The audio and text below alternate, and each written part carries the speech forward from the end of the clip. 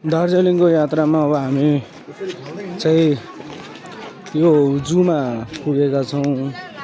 यहाँ हेर्नुहोस् जूको दृश्यहरू तपाईलाई म एकदम द्रुत गतिमा सकेसम्म उत्कृष्ट क्वालिटीको भिडियोमा प्रसारण गर्न चाहिरहेको छु।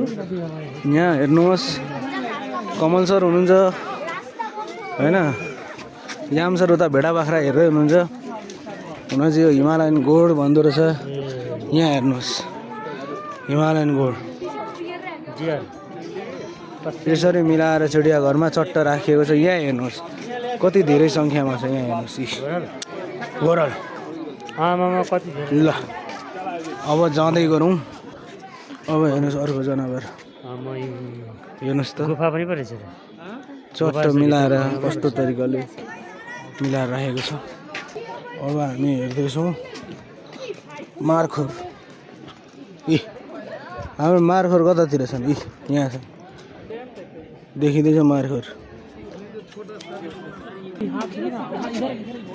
Sambhar deer, look at here.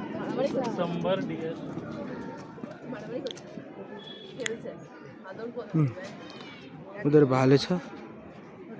मको जनावर चाहिँ यो के हो? यो